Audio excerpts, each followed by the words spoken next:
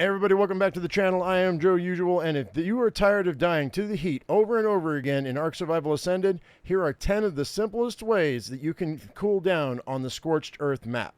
All right, first on our list is the most obvious. It's going to be armor. Now, there are several different armor sets in the game. Only 5 of them actually have any heat protection whatsoever, and one of them we don't have access to on this map because they haven't released the aberration map. I'll explain that in a second. First item of clothing you're going to be making is you're going to make a cloth armor set out of fiber and hide. That's the simplest one. That's going to give you 60 heat protection. The next one, once you get a smithy, is going to be the desert cloth gear, okay? Now, that's going to take a little bit more to make the helmet. You can make the rest of the armor set without crystal and silica pearls, but you're going to need crystal and silica pearls to be able to make the helmet. But once you have that made, you're going to have 130 heat protection from that. Most people's go-to, however, is going to be the ghillie gear that's going to be on this map because it gives the best heat protection for what we have access to early game. But you do have to get organic polymer for this, which means you're going to be fighting mantises. Unless you come over from the island and you killed some kairuku, you know, the penguins, then they give organic polymer as well. Also, the ducks give organic polymer over there as well. So if you want to bring over a ghillie gear, I highly suggest that because that's going to be your best friend at 155 heat protection. Now, once we start getting into bosses, we're going to actually be able to get the tech armor. Tech armor is going to be roll in at 208 heat protection. And the one item I was talking about that we don't have access to right now, but we will once they release the aberration map, is the hazard suit. Okay, that's going to give you 300 heat protection. But you need a bunch of different things. You need blue gems, you need polymer, you need crystal, you need congealed gas balls. It's a little bit to get this one together, but we also don't have access to it. So your 3 go-tos on this map are going to be cloth gear, desert gear, and ghillie gear. Okay, at least until you start getting into the bosses. But that's late game. We're talking early game, beat the heat stuff. Okay, so really your first 2 are going to be the cloth and the desert. Okay, second on our list is going to be Fortitude. Fortitude is a measure of your resistance to the weather, torpidity, and disease. All right, basically it's going to give you more resistance to heat and cold and a bunch of other stuff, which is listed right there. And every point that you spend, when you put 1 point in, you'll get 2 Fortitude, which will give you 4 insulation for heat and cold, okay? And as you go up, it's a graduating scale, so it's going to change depending on how many points you put in there. Some people say that 30 is fine. Some people say 50 is needed. It really depends on the server that you're on. If you're on official, then it's going to be just basic rates that you're seeing on this scale right here. But if you're on unofficial, I highly recommend you find an unofficial server that has higher rates. All right, most unofficial server owners are going to recognize this problem and they're going to jack it up really high so you don't have to put so many points in. So as soon as you put your first point of Fortitude in on an unofficial server, make sure you see how many points you're really getting so you don't have to ruin your character by putting all your points into Fortitude, because that can really weaken your character if you're not careful. Now, if you're playing single player, it's a whole different story. I'm going to show you, that's my number 10 item on this list. I'm going to show you at the end of this video how to get your Fortitude really high, really fast, almost instantaneously, so you don't have to worry about it. All right, number 3 on the list is building location. Now, I have a house right here where in the starting zone where there's a water node, but when I started, and I highly suggest this to anybody else who's starting out, is to go down into the canyon where the water is, because the temperature is lower there. Even by a little bit, it's going to matter, especially early game when all you have is cloth armor. Before you can even get a smithy and get metal and get your desert armor, you're going to want to go down here into the water areas. Now, you're going to have to watch out for capros because there are water diners in here that will attack you on a regular basis. But you're going to have early access to water, super easy. It's going to be a lot cooler. The shade is a lot worse down in here in the morning and the evening. You may have to gamma up a little bit. But if you're playing on single player, it won't even matter. And I'll show you that at the end of the video as to why that is. But for anybody on official or unofficial servers, you want to be down in here and where the water is, or where the obelisks are. There's water there, so it's a lot cooler there as well. Or you can actually go into caves. And let me go ahead and show you some of the caves you can look at that you might want to scout out and see if you might like to live there.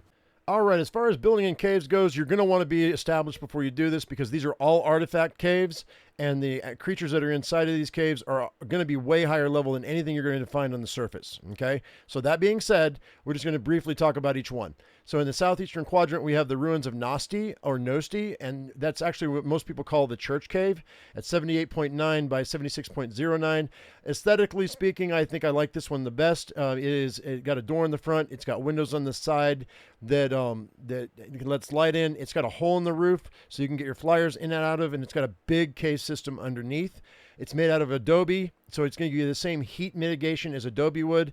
And so, I mean, if you don't mind living on the dunes, this is kind of a cool place to live just because I like the look of it. It looks like a church or a little castle, or a little fort. So I like this a lot.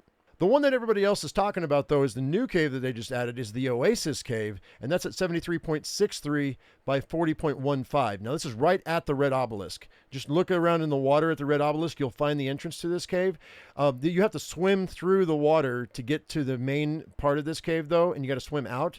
So I'm not a big fan of that, but as far as temperature-wise, this is probably going to be your best bet. If you don't mind swimming back and forth, it's probably going to be the coolest cave out of all 5, and I don't mean like cool like it's cool, man. I mean temperature-wise. PvPers are loving this, by the way. Next, in the middle of the map, we have down in what I used to call the cleft, which is where the ground splits open and it's super deep, is the old tunnels. This is at 58.77 by 47.74. It's a huge cave system, super dangerous, but, you know, once you establish a presence and you put down foundations, you should be able to mitigate the animals down in these caves without a problem. So, yeah, be aware. You want to be established before you try to go into these tunnels. In the northwestern quadrant of the map, we have right kind of next to the blue obelisk. You go southwestern from the blue obelisk, and this one's going to be kind of hard to see, kind of hard to find. But you have the coordinates right here. Latitude 28.22 by 2906, Grave of the Tyrants. It's recessed into a cliff face, and it's got rocks surrounding it. Might be kind of hard to find. You might want to check this one out. It's got some definite building potential in there. So yeah, I like the inside of this one, but yeah, it's kind of hard to find, but it's worth taking a look. And last but certainly not least, we have the Trench Cave at 59.10 by 16.21. All right, guys, so next on my list is build in Adobe. Absolutely 100%. You've got to build in Adobe. If you don't, you're going to regret it. The heat's going to get you. You want to use thatch, wood, metal, stone for aesthetics on the outside to make it look a little different. That's fine. But your main living quarters and main work area is going to have to be in Adobe. If you don't, you're gonna die from heat stroke. 100%. Now, as far as we don't have any hot weather right now, and my Fortitude's really high. So I'll explain that in a little bit as far as how I get it so high.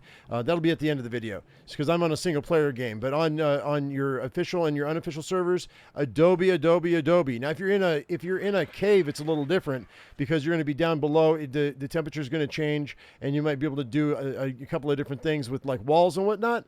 But yeah, if you're above the surface, Adobe is where it's at. All right, and by the way, none of these are in any particular order because my number 5 tip is probably my number 1 tip, really, if you had to gauge them from importance from 10 to 1.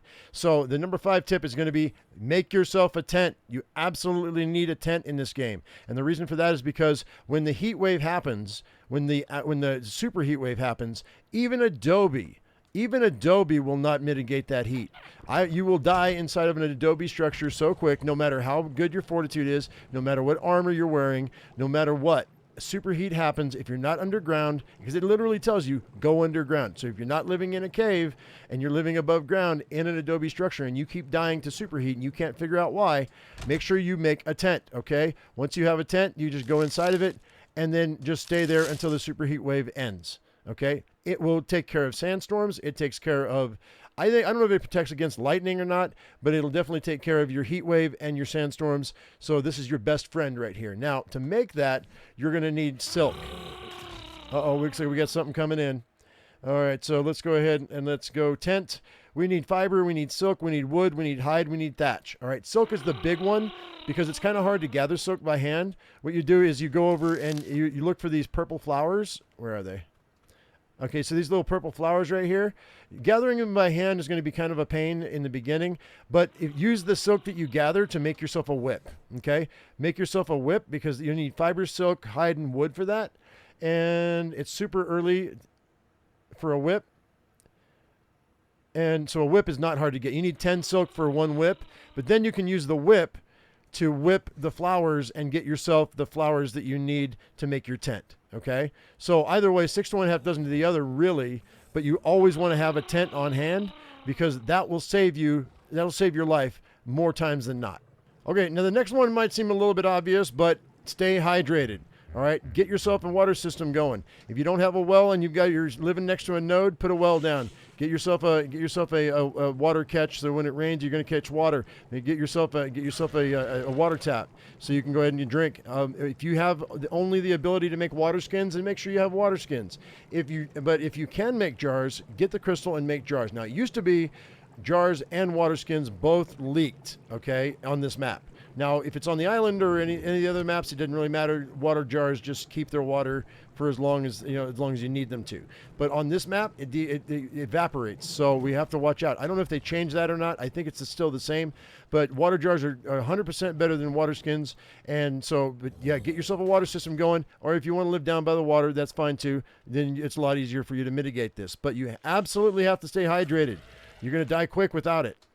I mean, you have the cactus, obviously, that you can eat the cactus and get your water that way, but because the short ones are you just gather the small cactus, and then keep that on your toolbar there, so you can go ahead and you can eat and drink at the same time. Or if you can see a big cactus, you can always chop that down and get cactus that way too. So, stay hydrated. There's multiple ways for you to do it. Don't get caught without liquid, because this is a desert planet and we want to make sure we stay alive. Number 7 goes hand in hand with number 6, guys. If you are caught out without water jugs, without a water jar, you have a superheat happening. Let's say you don't have a tent on you, and you're dying really quickly from heat exhaustion or heat stroke or whatever, and you're dying. Find yourself a water source. Take a swim. Jump in the water. Take a dip. Okay, get yourself cooled off. That's really all it's going to take. I mean, you might have to stay in there for a couple of seconds. Watch out for the capros, because they're going to eat you. But if you're in a good spot, I mean, if you're on a bird, you can go ahead and you can check it out from above. You can see whether there's anything in the water. But definitely go take a swim, all right? All right, number 8 might seem really simple and really dumb, but it really does make a difference. Walk. Don't run. Okay, if you can walk, just walk. If you don't need to sprint, don't sprint, because your water's going to go down super quick if you're sprinting in this heat. But even better, if you have an animal, get on your animal and ride your animal, because if you're not having to exert yourself at all, you're going to find you're not going to be having to eat or drink nearly as much as you would if you were walking around. So if you can use an animal in this heat, because it makes a big difference. Okay, number 9 is super big. This is super huge. If you're coming off of the island, and right now we can't transfer dinos for the next 60 days, I think it is, or something like that. But once you're able to transfer dinos and you're coming off the island, go ahead and bring yourself an otter, okay? The otters, once you put into melee, once you raise up their levels in melee, they increase your hypothermic and hyperthermic resistance, so it's just like Fortitude. It's like having double Fortitude. So what you want to do is you want to tame yourself an otter on the island, then bring him over to here, and then you're going to put him around your neck, and while you're wearing him, he's going to help you with either being hot or cold, depending on what you need. So go ahead, bring yourself an otter, forget about that jerboa, leave that jerboa at your house, put this thing around your neck, raise it up in melee, and it'll give you a ton of hyperthermic and hypothermic protection. So you're going to be able to beat the heat with this little guy right here. But don't forget, they only eat raw fish, so you're going to have to make regular intervals to regular trips to the obelisks over here on this map to kill the fish, so that this otter can be fed, because he won't eat regular meat. He only eats raw fish. All right, and the 10th tip I've got for you guys is for single players only, unfortunately, but I'm going to show you how to go ahead and tweak your settings so you can get massive fortitude with minimal points. Okay, right now my fortitude is at 360. I'm going to show you how to fix that on your single player right now. All right, you're going to exit to main menu. You're going to press start, go to create or resume game, then go to advanced. Okay, and then you're going to go ahead and go to the player tab right here. And then you're going to go scroll down until you get to Fortitude. Now, I've got mine set at 20. I don't know if you can set that at 100. Let's see if we can set it at 100, and we'll check our stats when I get back in. And then go ahead and make sure you hit Save Settings. It looks like it saved it. And so now my Fortitude is at 100, okay? I'm going to go ahead and we're going to get single player. And I'm going to go back into single player game, and I'm going to show you it went from what, 360 to whatever it is now. It should be 5 times that. So my fortitude should be so high that the heat shouldn't bother me at all. But remember, the superheat will get you no matter what. So the tent, you have to have the tent no matter what. So let me go ahead and let's see here.